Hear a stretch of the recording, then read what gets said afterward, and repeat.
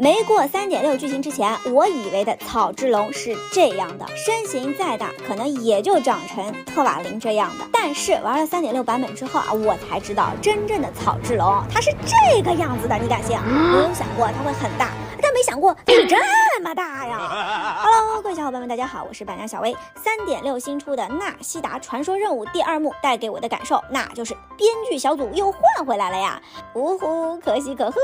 比起第1幕在人物塑造和故事推进上的割裂，第2幕的观感我说不清楚是纳西达变成东东小圆帽，还是提及到上一任草神的故事线篇幅，以及草之龙阿佩普体内自有一方世界孕育出的许许多多的生命，和纳西达差点要献祭再次变回一根小树枝等等诸多篇幅，哪一幕更加精彩了呀？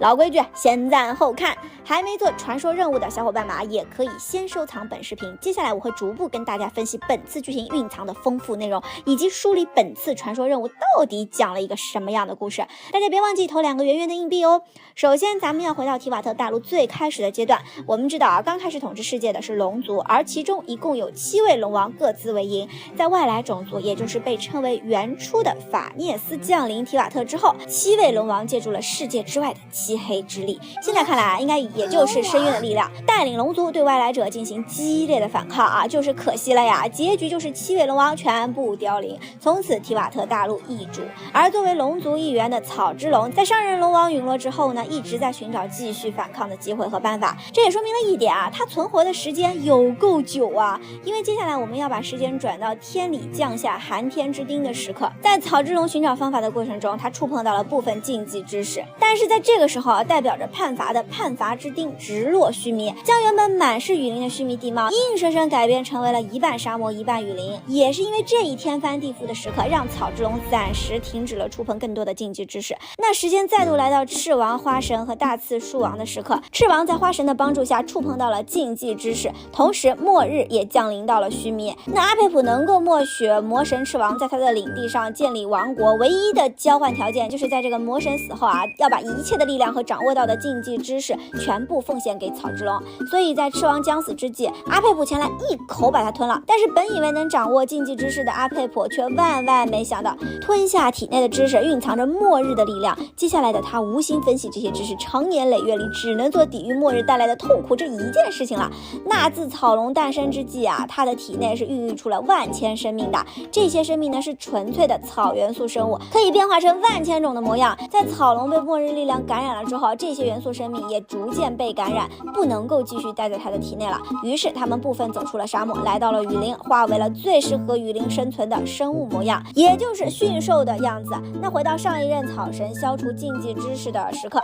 那时大刺树王消耗了他自身大部分力量来对抗末日力量，由少女身形直接变为了萝莉姿态。同时他也对草之龙体内的生物族群许下了诺言，先用力量保护他们一段时间，等到禁忌知识真正清除之日再来拯救草之龙，让元素生命们能够再次回到自己的家园里去。这里有一个题外话啊，如果草之龙死了的话，他体内的草元素力疯狂溢出，将会让整个须弥被雨林所覆盖，不再适合人类居住，所以这件事情还是非常重要的。那我们知道啊，纳西达他不是大刺树王，所以他不记得这个约定，这也就造成了本次传说任务开头的起因。纳西达只记得隐隐约约有一件很重要的事儿还没有做，同时他找到了一个东西啊，里面装满了纯净的草元素力，但是他不知道这个东西到底是用来干嘛的，还有他到底忘记了做什么，这才和旅行者一路前去寻找线索。那在纳西达忘记大刺树王的时候，禁忌知识也一并从这个世界消除了。按理来说，这些元素生物应该可以回到草之龙体内，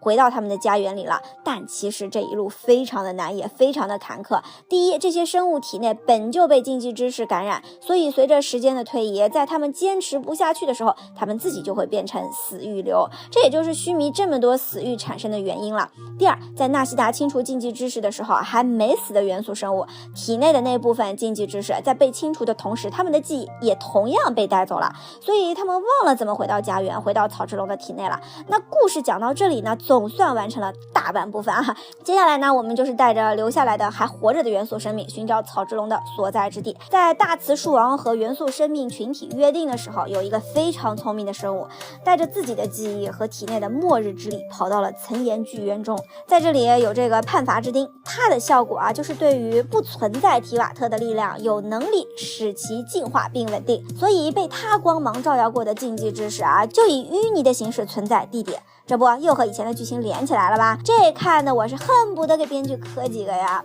所以当那只聪明的元素生命体躲在淤泥下被我们找到的时候，他对纳西达说了几句非常关键的话。第一句，草之王亲自来找我，说明末日结束了吧。第二句，您是不是又变小了呀？朋友们，能不能感受到这几句话的含金量？这说明什么？这说明爷终于不再是孤身一人了，这个世界上还是有人记得大雌树王的呀。那这个聪明生物体带着记忆和体内的末日之力，一直等到了今天，就是为了告诉我们如何找到并拯救草之龙。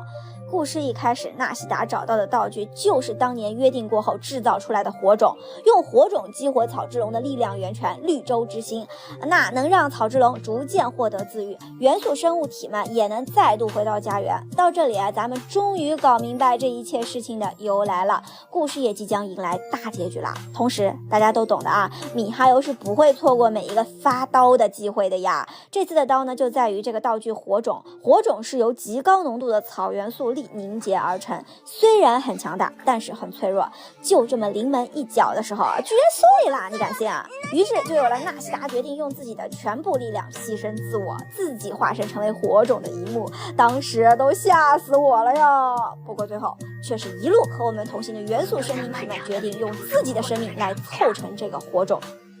如果成长是为了回家，那也算得偿所愿。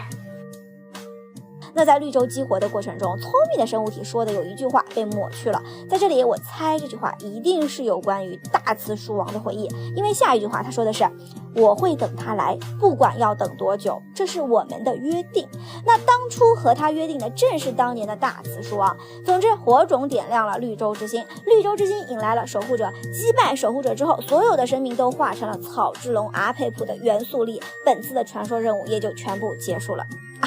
意犹未尽呀。怎么样，对于本次的剧情大家会打几分呢？在弹幕里告诉我呗。我们下期节目再见喽，拜拜。